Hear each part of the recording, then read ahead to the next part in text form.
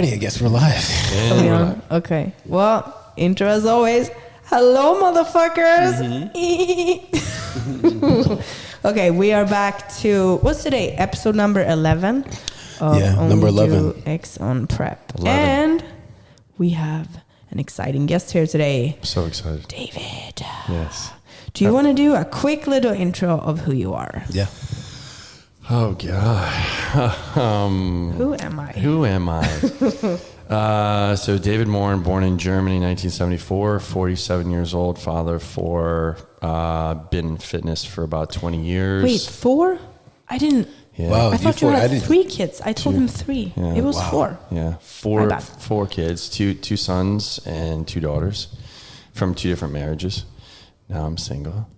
Hey, ladies, you hear that? And That's great because that's going to be I'm one of not our looking for subjects babies' today. mamas. I'm not in Miami. I'm not looking for baby mamas. I've already got those covered.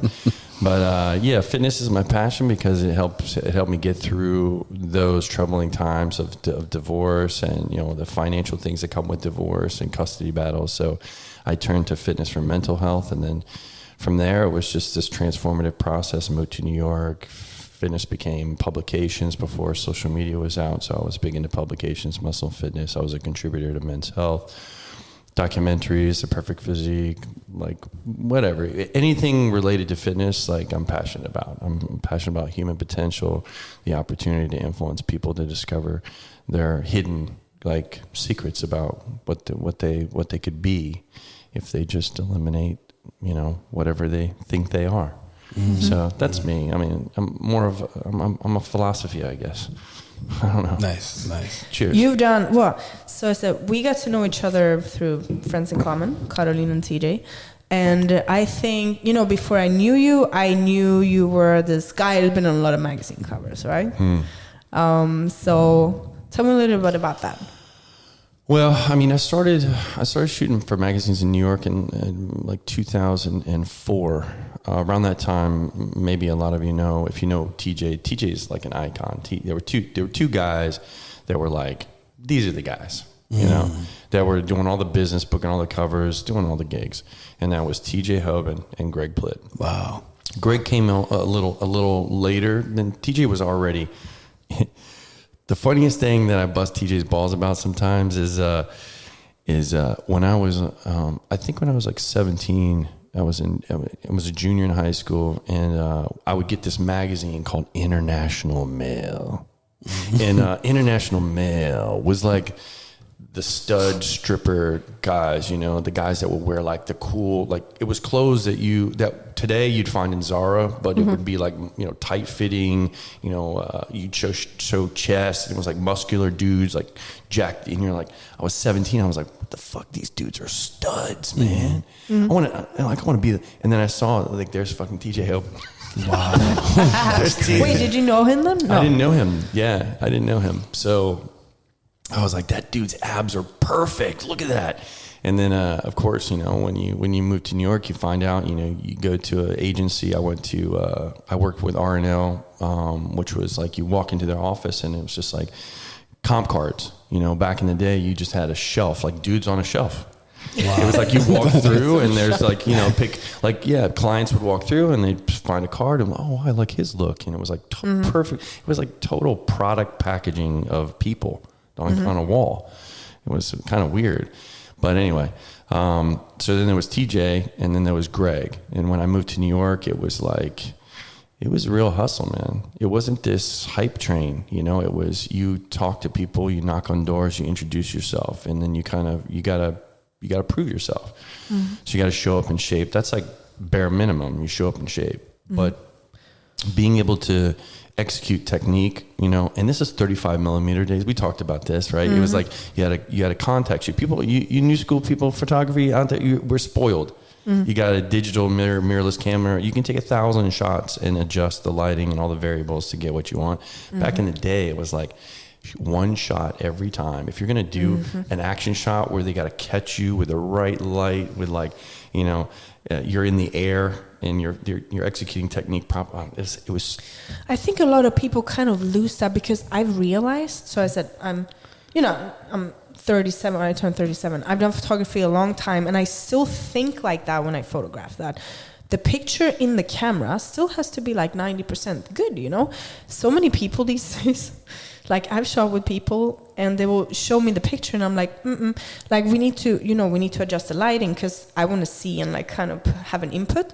And they're like, no, don't worry. Like after I edit it, it's going to look nothing like this. I was like, why? Why are we even doing a photo shoot? Why don't you just edit me in then? Like, what's the point of this photo That's shoot? crazy.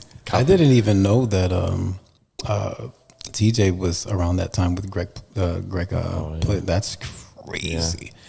So did you do strictly like fitness modeling or did you do any like fashion, like regular fashion modeling too? Yeah, I mean, in New York, it was tough to make a living as a fitness model. So yeah, you had to keep your options open. You know, that's where the money was in catalog work and commercial stuff where you could just, you know, the sweet gigs were, you know, there used to be this company, I forget, what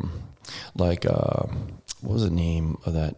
It was like a TJ Maxx of New York City. It closed recently, but I forget the name of it. But they used to do catalogs all the time. Yeah. And it was like, you just show up for 8 hours and you just wear clothes. It was so easy. You didn't have to diet or anything. You just wear clothes and you make like $2,500 for the day. Wow. Yeah. Oh, that's good. It was great work. It was great work. You know, was it fun? I mean, it was fun because you would cut up with the people you'd meet and you can network and you would get more gigs. Usually you get into trouble too. You know, because everybody knew somebody, you know, and that was the other thing too, is like, because there was so much instant access to people that could open doors for you. It was like, you got to be careful what's behind door number 3. Like, you don't want to go like that whole world is, oh, well, you know, we're meeting tonight at this place at the Velvet or whatever. And it's like, you get in there and it's like, people are just getting the exact opposite of what fitness is. Let me just put it that way.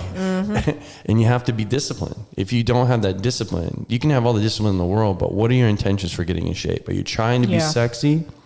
That's a byproduct. Like from being desired by people is a byproduct. That's not the objective.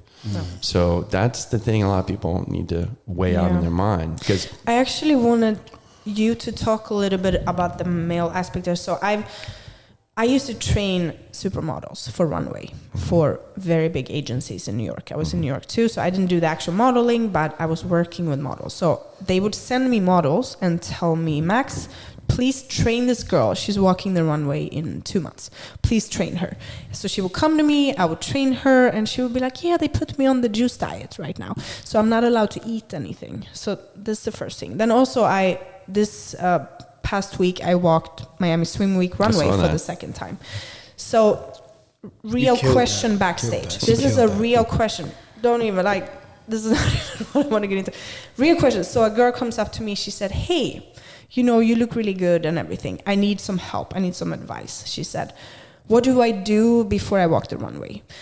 Is there a diuretic brand that you recommend I take? How many times should I sit in the sauna? And like, what's the best way to just get rid of all the water the same day? And I was like, no, don't take diuretics. She's like, you don't take any diuretics? I was like, no, I don't. But also remember, I prepped for 4 months. I've been prepping for 4 months, I said. And I eat properly, and I train properly, and I drink the right amount of water. I weigh everything. Oh my God, no, hello. Oh my God, like, you have to understand, like, you're extreme. I can't do that. I just want to take a diuretic. And I said, well, I don't think you should, I said. And then as she says this, another girl comes up from the side. She said, hey, you know what? I took some diuretics the other week and I got so sick, I ended up in the hospital. She said, like, what's your take on this? Like, this model, like, supermodel world industry, whatever, that everybody thinks is so flashy. From everything I've seen, it's so healthy. They're sick, they're miserable, they're hurting, and everything it's about is they're doing the job and then they go out and get super drunk afterwards. Sure. Like, how is the male part on this? 100%. It's exactly the same way. I mean, I think for women, it's more extreme. I think women do things that there are huge unforeseen metabolic hormonal consequences. There's so many women overtrain, they undereat, you know, they starve themselves. there's long-term detrimental effects that you, because of instant gratification, because you just want to get what you want to book the gig, you want to look great for the day, and you're completely neglecting what you're speaking about, which is the honest relationship with yourself, right? If you've been honest with yourself up to the point where you booked a job, it's just you wake up in the morning, maybe you hyperhydrated, so you're in a natural diuretic state, which is what you should do. Maybe you cut your sodium and you just drink a lot of water, and then maybe towards the end of the day you're pushing out so much water that you look fantastic. That would be what I would advocate for most people, is just hyperhydrate. Watch the sodium. Yeah, but a lot of people might not know them if they're not fitness people. For sure. We're brainwashed into thinking that the power to achieve what the best we can be is always external. We always have to focus on something else besides belief in ourselves. And that is how businesses are made, corporations are created. And without your active participation, because we don't have our understanding and knowledge of who we are, if you don't have a complete confidence in what you're doing, you're so systematized and you're so regimented and you understand because you've done it so many times. It's like you walk through it and there's no resistance, there's no doubt, there's no anything. It's just pure execution. But people are always looking for something, and in the mix of always looking, your body's reacting to that. And because there's no solid ground, there's no establishment of routine and regimen, you shock your body. And when you shock your body, there could be adverse effects, especially long-term with drugs. It's not a good idea. Yeah, didn't what's his name, Flex Wheeler lose his limb because of diuretics? 100%. Yeah, he lost his limb. Oh, was it? Yeah, that's why. I think I've heard some of that. Yeah. Well, there's a guy yesterday that died. There's another. Yeah. How many bodybuilders have died? I was in Australia when Or the Dallas bikini Carver girls too. died. Bikini girls. Oh, 5 the past few months, I heard. right. So health and fitness, right? Yeah. Very much.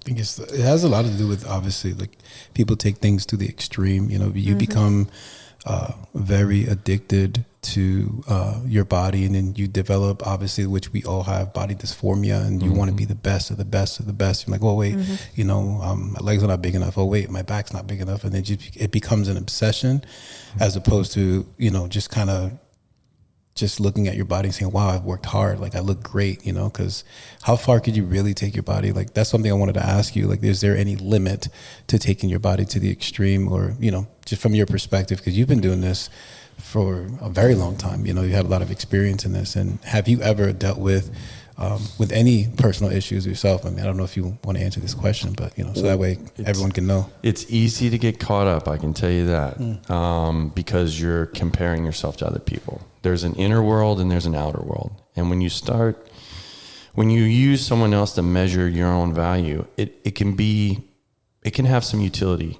in the beginning, right? Because it motivates you. When people look at Max and they're like, she's a champion, I want to look like her, right? So that's the beginning of the process. But as you start more and more comparing yourself to others, right? And then you start doing whatever you need to do, because you're not trusting who you are, that inner and outer world, right? You're looking for more validation, more confirmation, more adulation, more fans, more this. And then you're not used to that. Your ego, right? Because all of these factors kind of conspire. And without this sense of humility, without knowing, I am who I am regardless of what I'm doing, and really my worth is measured on how I feel about myself and how I'm relating to others, how I'm helping others. That's the genuine connection. For me, in 2015, I had my serious health situation. So a lot of people know I talked about this, and it's been in magazines, but I had a pulmonary embolism. So I have a atrial myxoma. I have a tumor in my heart. And it was undiagnosed. So in October 4th in 2015, I just got back from Brazil. I was the face of a brand, and I was in a startup company that how startups go. It's all on you, right? So it's extreme ownership. You don't have any time for yourself. You don't sleep, and you're on this caffeine in the morning. You're on this as soon as you burn off that caffeine around 1 o'clock. you're like, okay, this is a perfect time to go work out. Because if not, I'm going to fall asleep. So then you double up your pre-workout and you go work out. And then you're so jacked up that you can't sleep properly.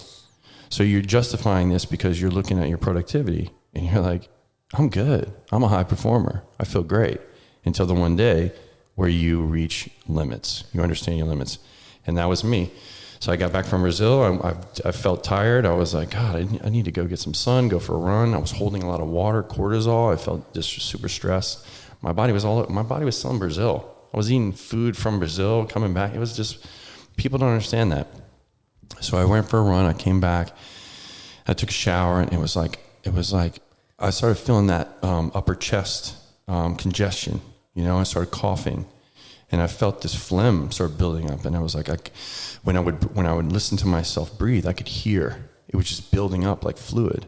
And within a span of like 3 hours, it was like I was drowning in my own phlegm. Like wow.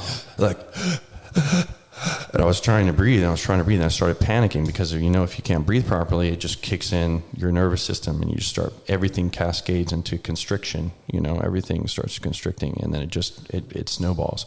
So I had a friend, shout out to Mike Animal, you helped carry me into the car because I was passed out.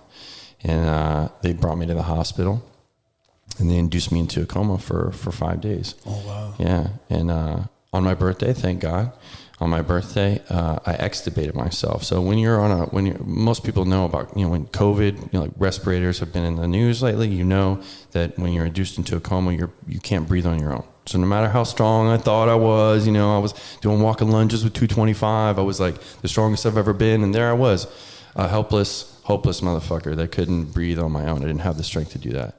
So these ventilators, they strap to your face. So it's an apparatus that is made of, plastic, you know, fiberglass and stuff. And it's fitted to your face like a super tight with Velcro. They strap it on so you can't take it off. Well, on October 9th, my birthday, I saw myself above myself in the hospital. Wow. And I went back into my body, and I have no idea to this day how I was able to do this. But they have it on video. They have the security surveillance. I woke up, I jolted up, and I tore all that stuff off within 3 seconds without damaging my physiology at all. And I have no idea how I did that. There's no explanation. Like sometimes I wake up in the morning, like, you know, and I'm like, where the fuck am I? You know, after 5 days, I figured that shit. I was like, there's something beyond us that's aware of things. And I think back to your point about how people override. They don't do things properly, right? They just keep carelessly thinking that I'll just throw myself into the situation and everything will work out and I'll just do what everyone else is saying. That, until you discover your limits and you have a hard crash, then you have a newfound respect. You know, and when I got back in my body and I was given a new lease on life and it was my birthday and all that happened, and I was like, man, like, enjoy the process, you know, stop trying to fight the world. Just enjoy the process. People fight the world because they give themselves too much slack. It's like, here's the plan, follow the plan. But if you're fighting the plan, then you start making bad choices because you want to try to make up for not following the plan. And that's a slippery slope because you have an inner conflict. You're betraying yourself. So just, if you want to do something, decide to fucking do it. And if you feel like you can't do it, hire someone like yourself. Hire a good coach. Hire someone that's going to keep you accountable and wake you up in the morning. So when a woman talks to Max, I'm sure, she's going to feel really uncomfortable if she hasn't been following the plans and she sends that picture over. And she's like, you know, I know. And you're like, you know too. Oh, this happens all the time. I don't know how often I get a message saying, oh, I took pictures or a video, but I don't like them, so I'm going to make new ones. And I said, you know what? I want to see reality. That's what I want to see. That's what I'm here for. I'm not here to like be an asshole to you. I'm here to make you better. So even if you think it's not great, show it to me, because that's what I'm here for. That I'm here to help you, you know. So I mean, I do the same too. When I started with Caroline, like that coached me for the WBFF shows, in the beginning I would definitely re-record my check-ins sometimes. Now I would never do that, ever. It's the first recording and that's what she gets. Because at the end of the day, like when you're actually doing, whether you compete or whatever it is you're going to do, it doesn't matter. When you're actually in a situation, you can't redo that thing. Like, this is what you are, and what we're going to do is work on improving you so you are always better. And I think that I got interviewed for some YouTube thing the other day, and somebody, you know, said, oh my God, so if you would rate me, what am I from 1 to 10? And I don't even know this person. I was like, you're a 9.5, I said. He's like, why am I a 9.5? I was like, because there's no human being on the planet that is perfect, and you shouldn't be, I said. Like, honestly, I don't even know you. I just said something, but I would never rate anybody a 10. I'm not a 10. You're not a 10. Nobody is a 10 because you can always improve. Right. That doesn't mean I think anything bad of somebody. Yeah. Yeah. And I think too, I find this, and I found this throughout my career and being in with these people, that you know, you walk into a room and there's 100 guys that are better looking than you, that are in better condition than you, that have a British accent, or they have who? Right, exactly. So it's that inner and outer world, right? Mm-hmm. It's subjective reality versus the objective reality. And the objective reality, even when you're getting judged by, you know, a casting agent or a booker or whatever, that's all politics too. Yeah. But you find that the people that are like the top of everything, they're the hardest on themselves, but they're also the most likely to see the smallest differential that makes them feel insufficient, right? Mm-hmm. It's the nitpicking, the degree of nitpicking. And I think everybody who says, you know what, it's about me being free. I've done all this work. Now I'm just going to let go and enjoy my moment. And I think that's another element competitors really miss, is when you're in front of the camera or when you're doing your thing, all the work is done. You can't be uptight, because that translates. Yeah. Just be free. Like, you've earned it. Now just walk into this person that you've created in the last 6 months. Be it. I think too, so I started WBFF 2 years ago. And like 9 years ago, I did MPC, and I tried that, and I did so bad. Like, I'm no joke. I think I played last or something. Politics. It honestly doesn't even matter. And I was always, I don't have, this. I don't have big muscles like that. I don't look like that. I don't have this. I don't have that. And then now I always, when people come to me and want to get coached now, I always say, okay, so you know what? I've won WBFF shows several times now. And you know what? I don't have the biggest muscles. I don't have the biggest butt. I don't have the best this or the best that or whatever. But you know what I do? I go in there and I fucking have a great time. And I laugh and I smile and I'm myself and I have the best time of my freaking life. Yeah. That's what makes me win. Yeah. Yeah, I mean, health is a holistic endeavor, right? So why shouldn't the criteria of judging be holistic as well? Mm-hmm. Right? Because you should always work hard, always find.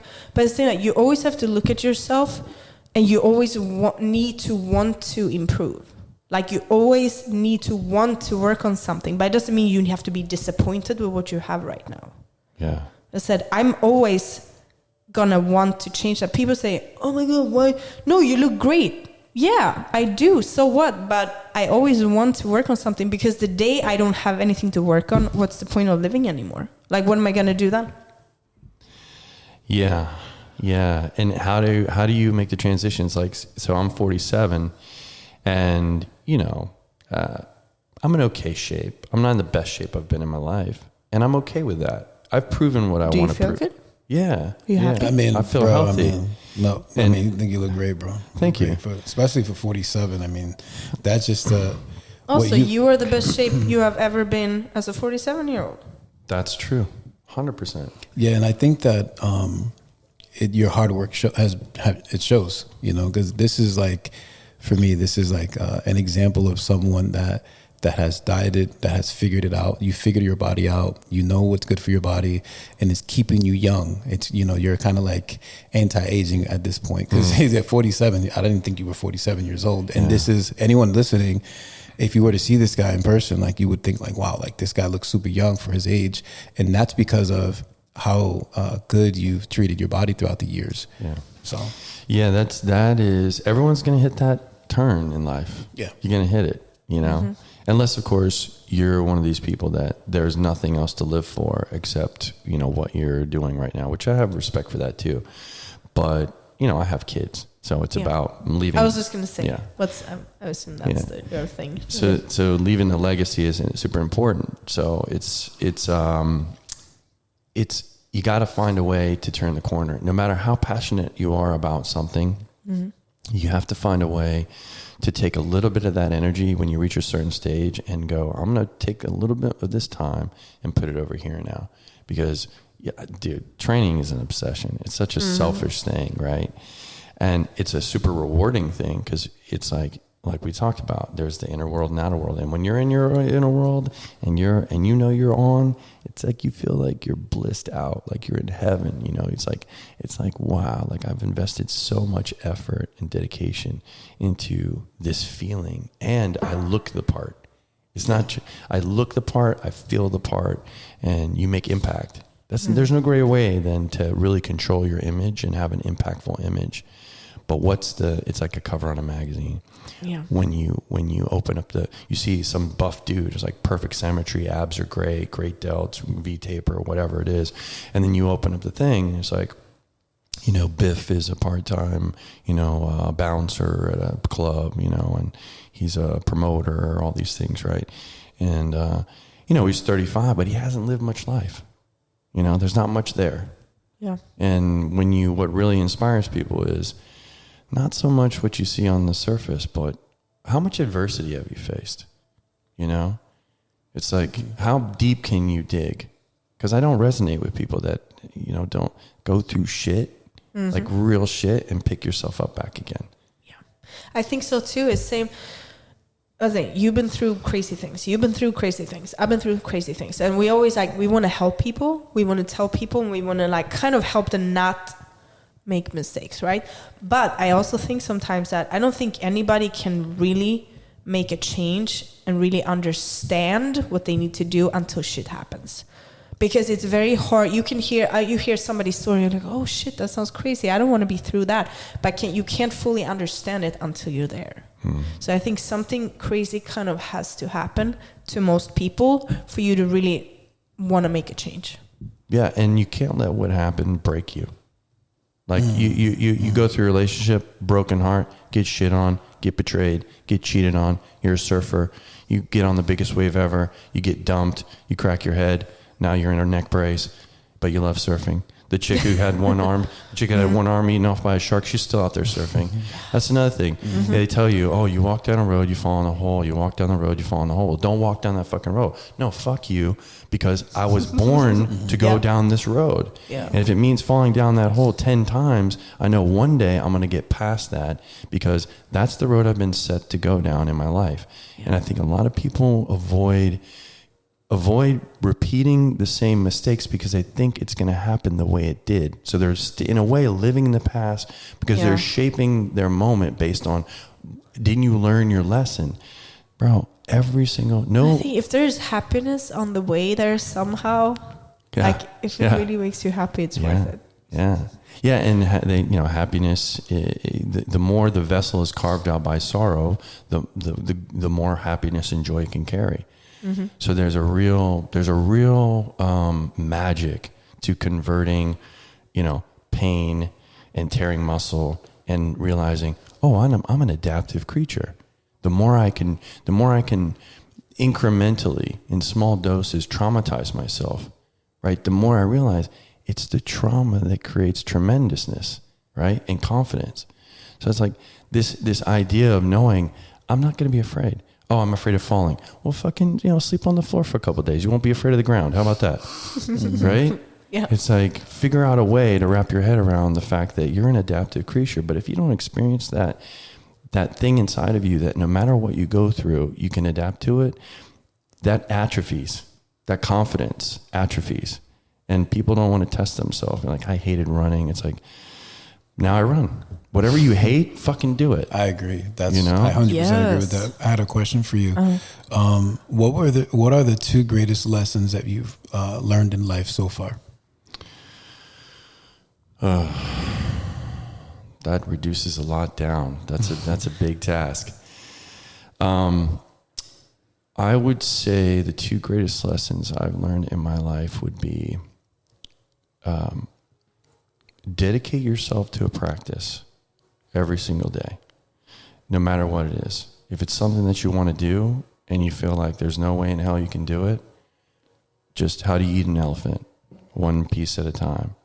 What you perceive as impossible is being done right now with somebody who felt the same way.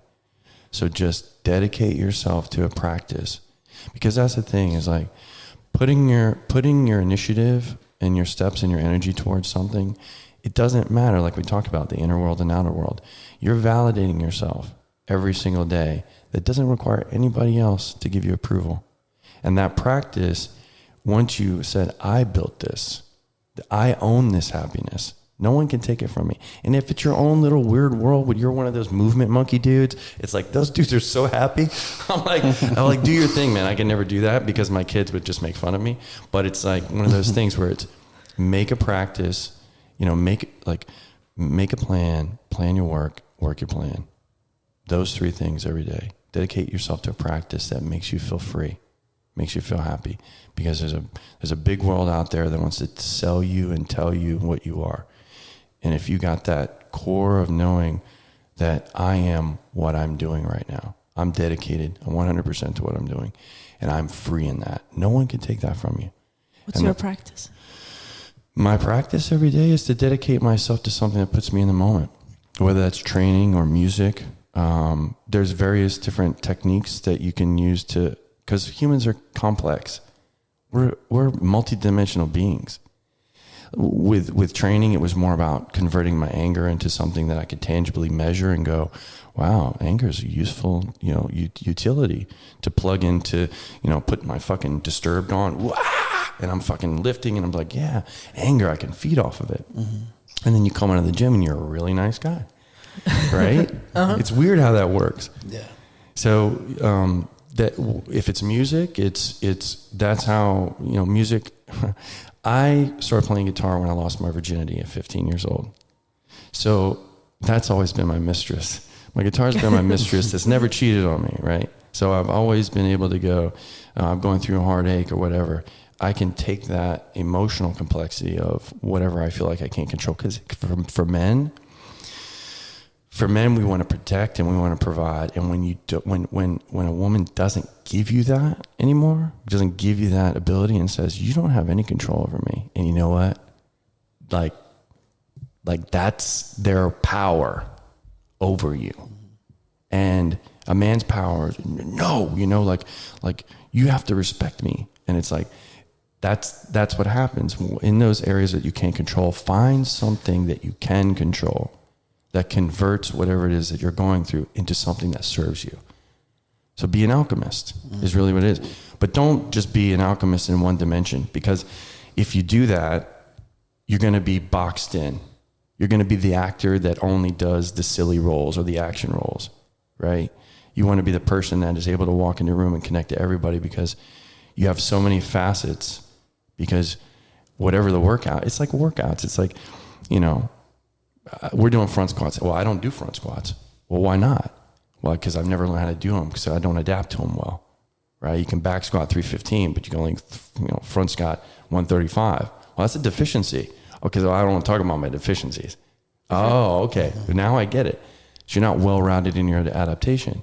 So people out here are very successful in one dimension, but maybe they're not happy. Right? I agree. That's dope. That was well said. There's a lot to it. There's a lot to being human. And people find one trick and they ride that pony their whole life, and then they look back. And this is not something I'm just saying I'm projecting on other people. I'm guilty of this. I learned this myself. Is that you will blaze a trail in your life, and everything else that you liked, you're like, wow, well, I used to do this too. I used to love this, and it's not there anymore. And you got to refine it. You got to resurrect it. You know, because since you were a child, you have always known what you were here to do, right? But You think? What do you mean with that? I think that you had natural proclivities in a child. Some people are introverted, extroverted. Some little girls. I saw this video of this little girl. It's like she's 3 years old and she knows every word to the song and she dances and everything. It's like she was born with it. It's in your blood. There's something that's in your blood, right? And those are very basic things. Like we could categorize and classify those things in specific areas that we would call like media or communication or entertainment or all these things, right? But find out, when you're identifying these natural proclivities you're born with, find outlets for that are healthy, because that'll be sustainable. If you find outlets for that aren't healthy, you're going to compromise everything in your life for this one thing. And then when you look back in your life, you're like, I missed all those things that I used to love to do. And so what was your thing? What were you meant to do that you started when you were a kid? Well, I was very introverted. I was very shy as a kid. I used to spend my time in closets, hide. Yeah? I was a hider. Yeah, I used to hide. Like I didn't like. It's like the thing you were meant to do. Yeah. Don't make it like come out of the closet, David. No. Well, I know what my thing is. I was going to ask you. What was it? Art. I was born with a pen in my hand. Everybody said it. Yeah. I'm now doing photography. It just turned into digital art, but do art. Yeah. That's what I'm meant to do. So you're a creator. That's what I'm always going to do. No matter, I always say that. I love to create businesses, grow businesses, all of this. And creating art is really the only business I do where I actually have to put the time in, then get paid for it. I can't just get paid without doing the work, if that makes sense. But I will never stop doing it because I love it so much that I don't care how little or how much or if no money I make, I will always make art. I mean, I've known since I couldn't even walk. Yeah. I picked up a pen and started drawing. That's your practice. Yep, that's mine. What is yours? What's it? Music? Very interesting. No. I mean, I started off doing music. And then I noticed this pattern. I was 16 years old doing music. But that's teenager, though. Yeah, teenager. I would say, honestly, since I was a kid, I was always fascinated with movies. Movies was always... There you go. Movies was always my outlet. And growing up, I would like... Which movies? Like action movies, like Sylvester Stallone. Okay, redemption movies. Dude, this is John crazy. John Bloodsport, all these other movies. He has like whole freaking movies in his brain. Yeah. Like we're sitting hanging out with Emily, right? And he just explains like he has a whole movie planned out, like in detail. Yeah. So what I did was I did a movie on her. So we went to Austin. What was it? Yeah. Houston.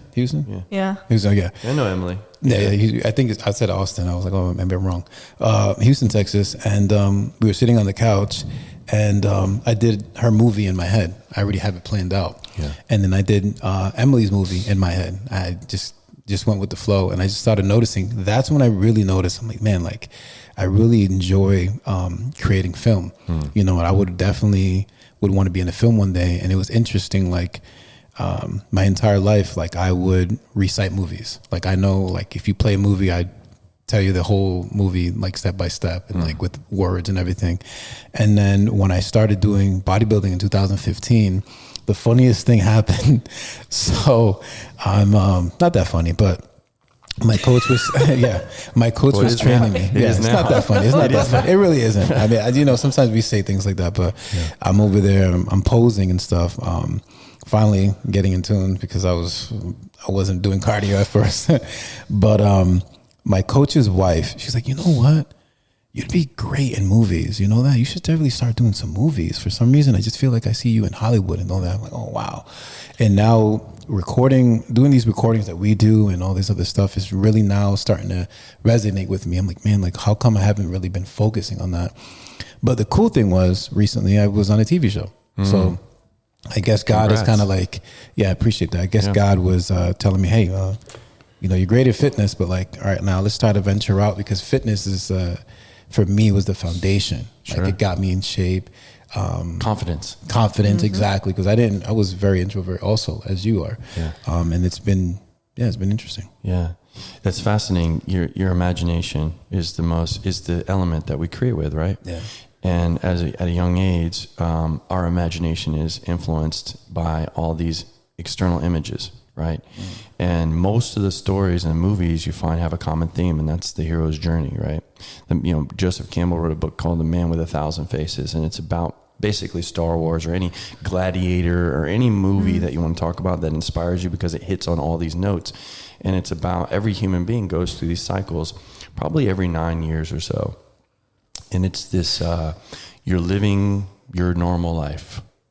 And there's this cycle of dreams. Something is waking you up, stirring you. So you're hearing a calling that you're not living up to your potential.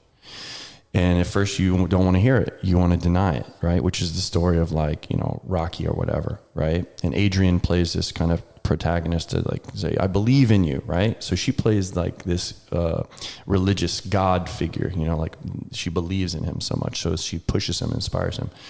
So at first you don't want to deal with it. You deny it. Voices get stronger. You can't sleep at night. That's because there's something that you have to go through. So you begin this adventure.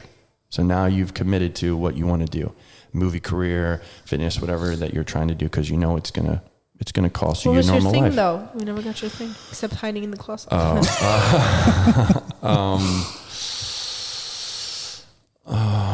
As early as I can remember, because I was born in Germany and then I lived in the UK and then I moved to California.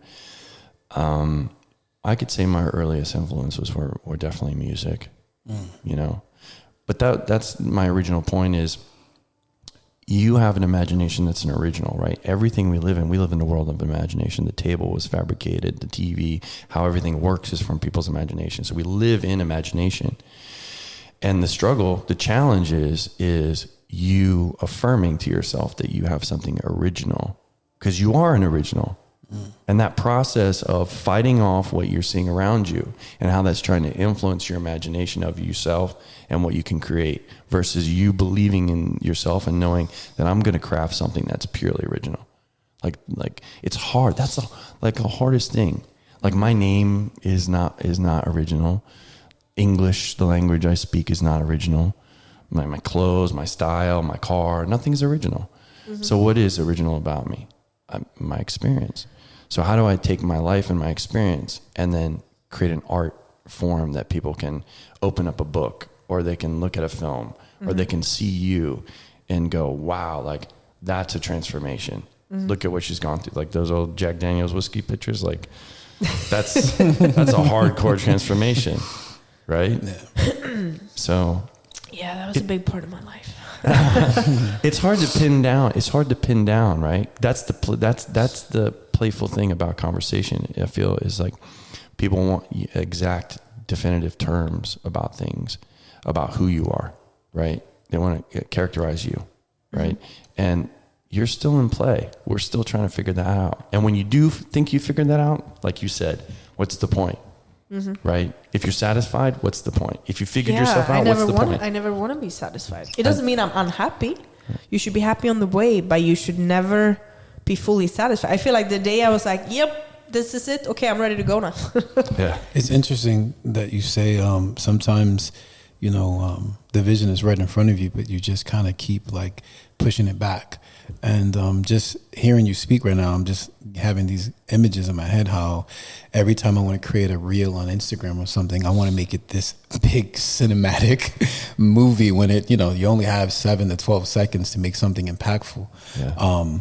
But like even just doing a fitness video, I don't want to just be in the gym lifting weights. Why does it have to be just always weights? I'm always trying to be thinking outside of the box. And then it's like, maybe you are right. Maybe it's kind of like sometimes you said to push these things away not because you don't feel like, well, maybe you do feel like it's impossible to get there. But for the most part, I'm just very intrigued with what you said because I'm thinking about it now. I think the world is saturated with people that are looking great and doing phenomenal things. And I think among our peers in the industry, we're trying to impress them with the next thing, right? We're in a lineup of people that are great people, successful people. They're all in great shape. So I always felt like I needed acceptance from the highest percentile of people that did what I did in my field, right? Peer reviewed. I wanted to be peer reviewed and peer accepted, right? That's the, medical journals. You got a great idea. Okay, we'll submit it to 1,000 other brilliant minds that are going to pick your shit apart, right? But that's not my audience anymore. Okay. My audience, what I would like to see and what I'm working on is just trying to convey the raw brokenness of human experience in a way where people identify with it more, and people see that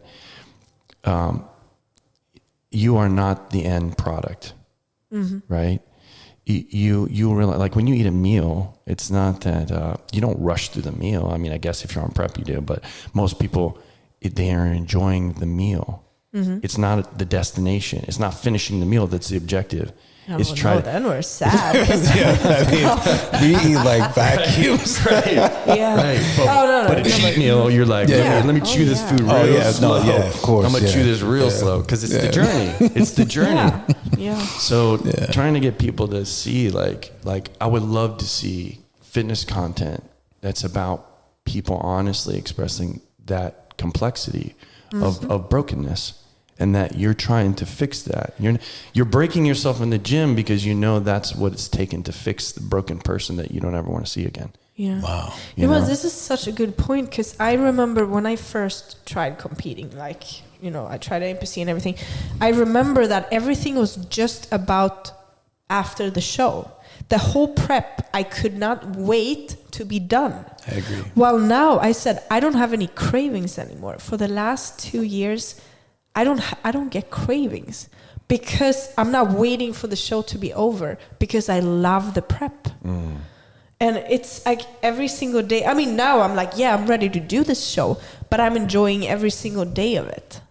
Everyone's like, oh my God, what are you going to eat after the show? Honestly, I don't fucking know. And I don't care. Yeah, of course I'm going to eat. You bet I will. But I'm not even thinking about that. Are you enjoying it because of how you're feeling throughout the day now that you're in I'm prep? fucking happy. And I said, as you said, like I used to be, you see all these visual things. You want to look like that person, and you want to have the things this person have. Do you know how many people that I talk to that have all the things you thought you wanted, but they're miserable? Do you know what? I'm not striving to achieve what they have. What motivates me, the people that inspire me, are the people that are happy. I want to be happy. I don't give a fuck what you look like. Like, if you have it figured out up there, wow, you're motivating to me. I don't care what you look like. And I said always, I mean, it definitely comes with age. I didn't think like this when I was younger, but we talked about it so many times. Oh my God, everybody's always saying, oh my God, do you think this guy is hot? Or do you want a guy with big muscle? Do you want a guy with brown hair? What the fuck does that matter? Right. I want a guy that has his shit together up there. Yeah. Oh no, you're lying. You want a guy that is hot. What is hot? Please explain to me. What's hot? Right. A guy that has a six-pack and is tall and brown hair, but he's an idiot? Is that hot? No, it's not. I want to have somebody that is happy and that can have an interesting conversation with me.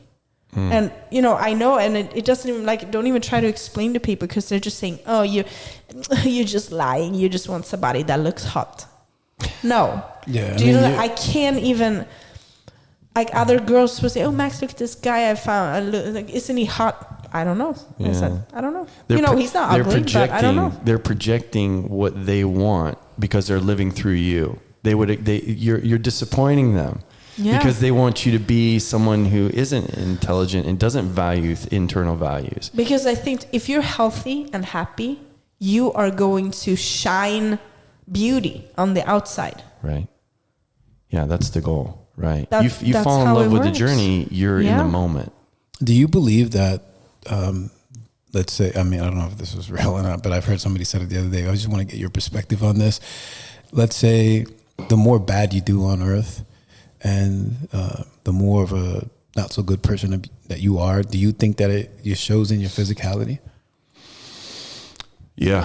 I think I think subconsciously, people know that they're doing, bad things. A lot of times, bad behavior is a result from early trauma, and without addressing that trauma, it's a force that through consecutive bad decisions, it does affect your physiology. I mean, they've proven, obviously, cancer being a metabolic disease, and how cancer cells amastasize and they operate independently from the body. They become another, almost like another organ that grows and feeds off the body, independent of the body. There's no harmony between the bodily function and the tumor. That's what creates it. So it's like, you see that, psychically, you see that, psychologically. And it shapes, just like a tumor would shape the shape of your body, it shapes their face. It changes their character. When you see someone who's a really bad person, you're seeing the result, like a serial killer, like that whole psychotic look in their eyes and all those things. All of that stuff is there's an energetic component to that, because their subconscious mind knows. They know that they're doing evil. They know it. And they might, the more elaborate their masks are to cover it, the more there's a blend, like it's a membrane, like a thin sheer curtain, and you can put a hand and you can kind of see, it's not the hand as it appears, it's something else that takes another form, but you can still see it, it's wow. It's interesting. I agree with that. So, now bringing up the subject of dating, this guy's single over here. I was going to say, because you did a little question on Instagram. I was asking people, so I was going to say yes. Let's talk about any of this. Let's break it down. Did you get a result of what people want? Well, people. Let's talk. People always want to talk about the most randomest things. Yeah.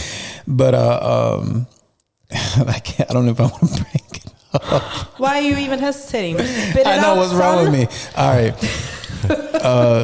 I put up on the Instagram, I'm like, hey, if you're in a relationship or if you're dating, whatever, do you really feel that, this is just a question for the women anyway, just say mainly, is your man pleasing you sexually? Because I feel like when it comes to a lot of relationships, a lot of men are very, what's the word? Selfish. Yeah. Very selfish in that department. And I have some things to say about this that I'm going to be very hated for from women, probably. Yeah, of course. Yeah. And I know exactly where you're going. I know exactly where you're going with this. I feel, have you, had any experiences with, with partners where you weren't satisfied with this partner and you verbally would tell them, or you felt like I didn't want to tell you because I didn't want to hurt your feelings? Because it goes both ways. Let's just be real, right? I mean, it could be from a man, it could be from a woman. So what's your perspective on that? You want to start? Yeah, I'm saying no, that's all I was going to say, because we had a brief conversation about it the other day, and I said, I know that he's talking a lot about relationships and stuff on his TikTok, and he has a lot of females, that love to talk about this, and a lot of them are saying, my man is not pleasing me. And the only things I'm thinking in my mind is this: maybe this is because I'm fucking older, and I'm just like, first of all, it's like this. Okay, lady, do you know what you want? That's my first question. And if you do, did you fucking tell him? Because he can't read your mind, can he? I said, now I'm talking against the women, and I don't mean to sound like a dick, but you can't sit there and expect that people are just going to know what's in your mind. And I mean, this goes both ways, but now it was specifically women he was asking. Right. Obviously, this goes for a guy too. Maybe it's easier to figure out a guy. I don't know. I had 120 women on my life. And the moment I said, is your man pleasing you? Yes or no? Have you been in relationships where men are only thinking of themselves? Yes or no? And literally it was like 98.9% of women said yes. And they did not. So it might be true though, but have they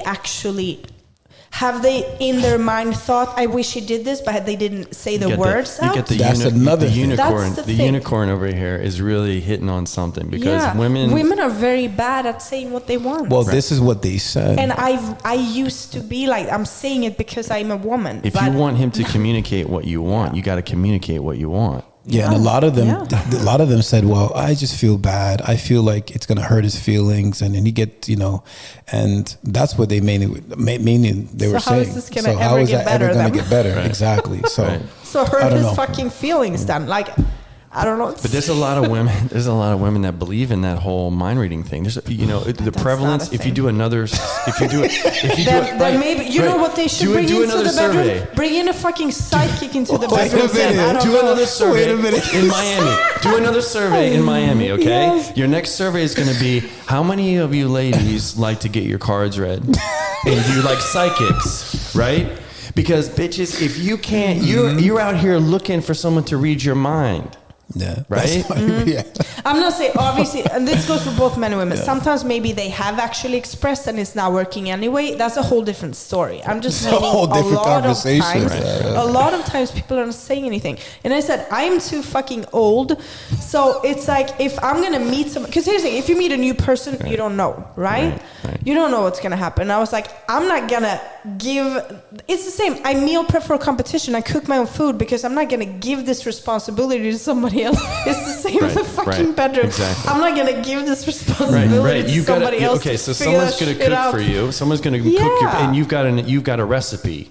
You follow the recipe, it's fine, we're good. That's what you want. I want to give you a recipe. So you tell these girls, since you're all crafty and cookie, give your man a recipe to make you happy. I think a lot of these women don't have the recipe yet either. Right. They need to figure that shit out first. That. Right. What do you want? Figure out the recipe first. By the way, there's a new Netflix TV show. So I've been trying to find like a food thing or something. I like to watch food networks now before the show. But it's called Building a Sex Room. So I only watched one episode. It's fucking fantastic. Right. It's a very old lady. She's an interior designer who one day got a question to build a sex room, and she's like, "What?"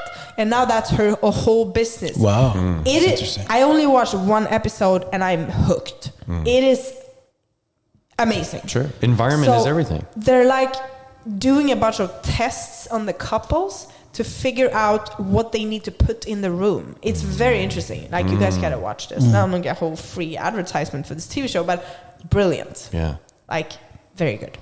Yeah, that is interesting. How many, you know what's interesting is how many, like you have a grown couple, they meet, they have sex, and then they go in a relationship, and then they build a sex room.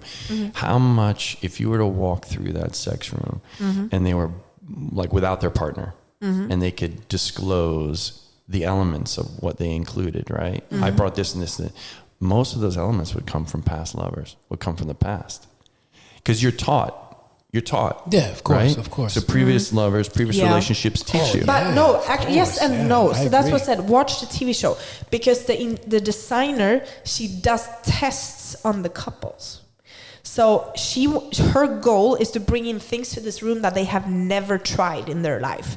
So she's testing things on them to figure out if this would work for them. So the couples don't even know they like. There's one couple, for example, she's bringing in the freaking what are the whips? No, it's not a whip. It's the thing that looks like it's like a bunch. It's called something else. They do like a whole technique with them. It's like a fucking art. Nunchucks. They're nunchucking. No, some S&M girls like Bruce Lee. No. It's not a whip. And it's not, honestly, she said it can be pain, but that's not the goal of them. The goal is not to give pain either.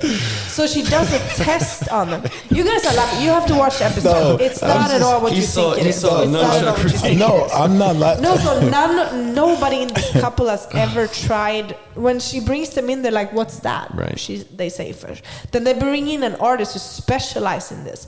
So they're doing things like not in a sexual way on both of the parts. They're doing like a thing on them, and then they have to describe, their feeling when they do that. And after that, she's like figuring out, okay, I think they would be open to trying it. Like they've never tried it. They don't know anything about this. So she's kind of like doing these tests on them to find new things for them that they should be trying together. Does that make sense? Word. Then they can also say things they like. Yeah. They can do that as well. Yeah. But it was just like very interesting. I was like, wow, this is really cool. Novelty is huge for brain development, right? So your capacity to be stimulated is based on new information. So it's like, why would a sexual relationship be any different? You guys are like, she should just say, we're stuck in a habit of doing the same old, honey. You gotta switch it up. You got to take me to the park at night sometime, and or do a picnic someplace that's kind of secluded, or just some random spontaneous stuff. Yeah, Treat me like the new girl that you would have an affair with me. Like that's what they want. They want you to cheat on them with them. Yeah, which means this whole effort of doing these new things that makes them feel like a new woman. I feel new now. I don't feel like the same old. And obviously it's difficult, but. Sex rooms. Yeah. And you gotta call her, Dr. Ruth or whatever. It's really, this lady is really fun. Like she's a really old lady. Yeah. So she's living vicariously through us. She's probably living you gotta go over and watch it. Of course, I think so. I can't wait to watch another episode. That would be a great job. Because they have a lot of, they're just showing, like in the intro, they're just showing real brief. They have a very wide variety of like couples. Now, let me ask you a question. Since you're a woman, you've experienced this before. Have you had an experience with a lover and that person wasn't satisfying you? And did you ever sit down with that person and have that conversation? And how did it go? I've had a relationship where I've tried and it was just like a straight no. Not willing to do anything. He said he was not willing to do anything? Oh, okay. And how was the conversation like? No, it was more of a getting angry when I tried to say something. Got you. So he didn't let you finish in a sense? No, like I would say things and it would be like, no, we're doing this or nothing. Oh, wow. Yeah. Oh, wow. Yeah. It got to a certain point. It's not going to work then. Yeah. Things oftentimes were crisis management creatures, right? It goes back to the model who needs I the pill. don't think it was so much. It had to do with other things. I don't think it was so much the sex itself. It was other issues. Because if this person would have been happy, it would have been back to communication, right? These girls that are unsatisfied, you got to communicate. So I think, first of all, if you have to work on yourself and like your mental health and like how you are and if you're happy and all of these things, if all the other things are going to work too. I 100% agree, because you could sit there and say that this person's not satisfying you, but you probably haven't even explored your entire body.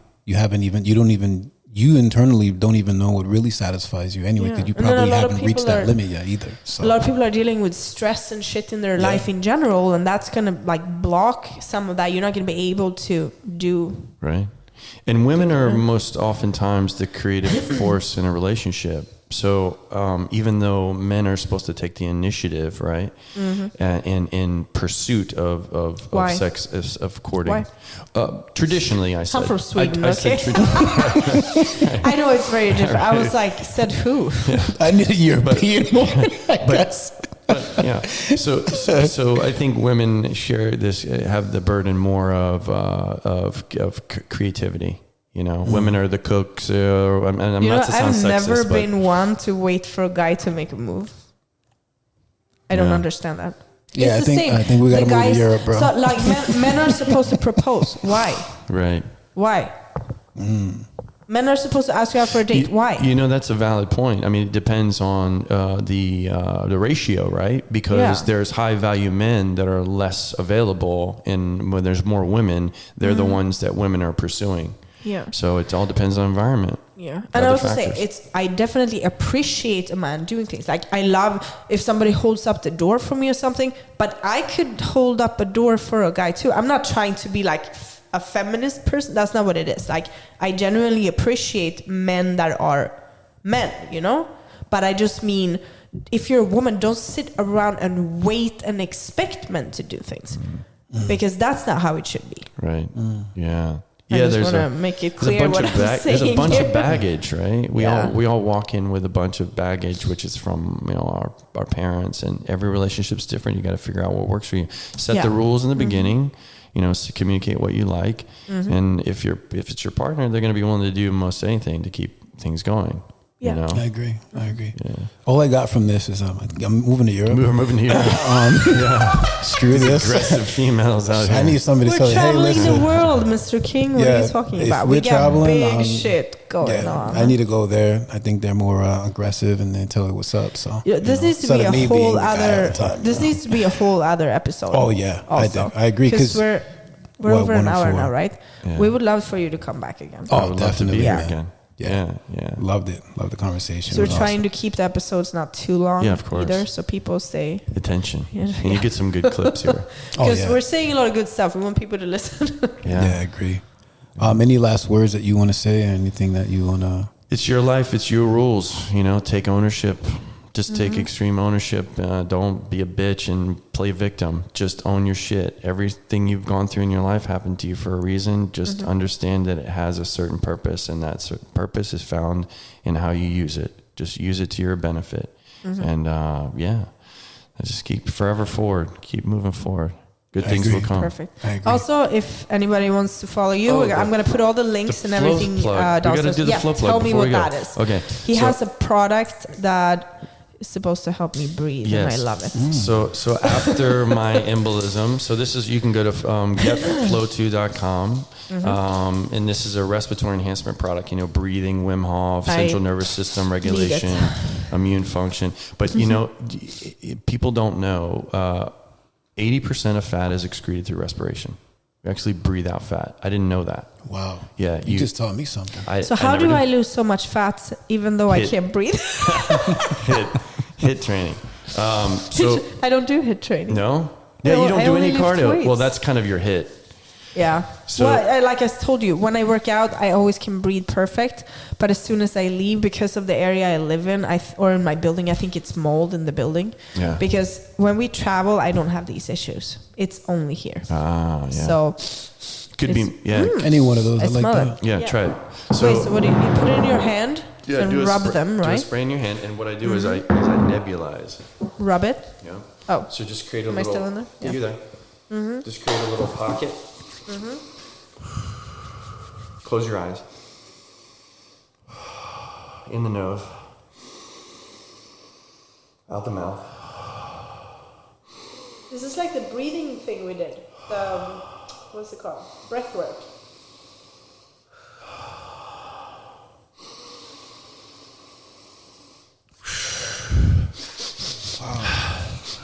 Wow, ever that done feels breath amazing. work? That feels amazing. 100%. We did it with Emily. That was amazing. So your nasal breathing increases nitric oxide. There's a bunch of benefits from just breathing through your nose.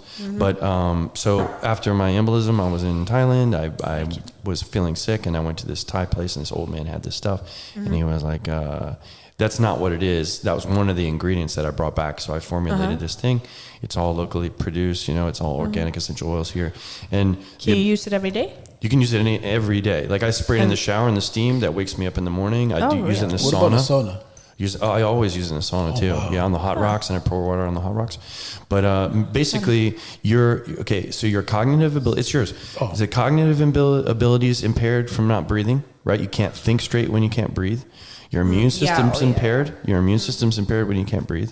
You know, your performance in the gym if you can't breathe, right? You ever had those days where you work out and you feel flat, you don't get a pump? It's because you're not breathing through your nose. Oh, wow. Deviated septums. Really? I didn't know that. Yeah, deviated septums. Fighters that get punched in the face, they have deviated septums. They can't breathe through the nose. I have my polyps are way too big. So when my nose gets swollen, it closes immediately because there's no space. And I was supposed to have them removed when I was a kid, but they never did for some reason. We all have erectile tissue in our nose. Yeah. The same tissue that's in a man's penis is in your nose, just to let you know. Cool, we all have penises in our nose. That's going to be the title of this episode. Oh, we might as well. Nose penis. Cheers to nasal erections. Nasal erections. Cheers. I love it. That's perfect. Alrighty, guys. Thank you so much for tuning in. Where do we find you at?